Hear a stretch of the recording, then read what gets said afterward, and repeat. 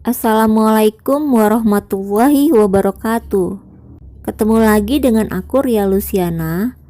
Di video kali ini kita akan ngebahas mengenai peraturan pemerintah nomor 130 tahun 2000 tentang pengecualian sebagai objek pajak atas keuntungan karena pembebasan utang debitur kecil. Dukung channel ini ya dengan like dan subscribe. Terima kasih. Peraturan ini untuk melaksanakan pasal 4 ayat 1 huruf K Undang-Undang PPH.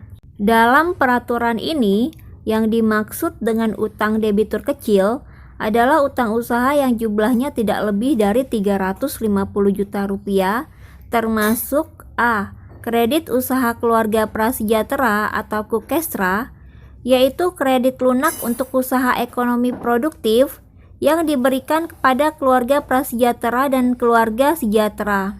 B. Kredit usaha tani atau KUT, yaitu kredit modal kerja yang diberikan oleh bank kepada koperasi primer, baik sebagai pelaksana maupun penyalur, atau kepada LSM sebagai pelaksana pemberian kredit untuk keperluan petani yang tergabung dalam kelompok tani guna membiayai usaha taninya dalam rangka intensifikasi padi, palawija, dan hortikultura.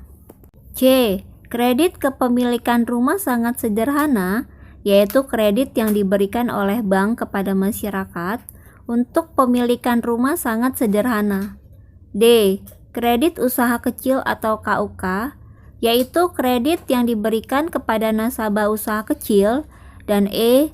Kredit kecil lainnya dalam rangka kebijakan perkreditan Bank Indonesia dalam mengembangkan usaha kecil dan koperasi.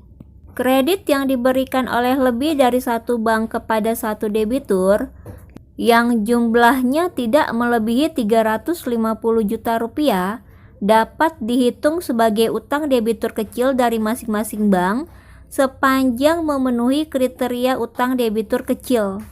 Bila pemberian utang debitur kecil dilakukan oleh lebih dari satu bank kepada satu debitur yang mengakibatkan jumlah plafon kreditnya melampaui batas maksimum, maka keuntungan karena pembebasan utang yang dikecualikan sebagai objek pajak adalah jumlah sisa kredit yang diperoleh pada bank pertama ditambah jumlah sisa kredit yang diperoleh pada bank berikutnya sampai mencapai jumlah plafon kredit keseluruhan sebesar 350 juta rupiah.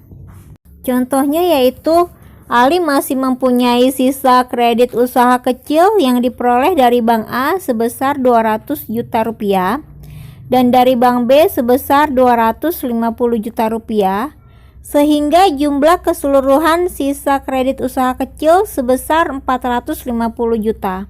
Karena sisa keseluruhan kredit melampaui batas maksimal kredit usaha kecil sebesar 350 juta, maka yang dapat diakui sebagai keuntungan karena pembebasan utang yang dikecualikan sebagai objek pajak adalah sisa kredit dari Bank A sebesar 200 juta rupiah dan dari Bank B sebesar 150 juta rupiah.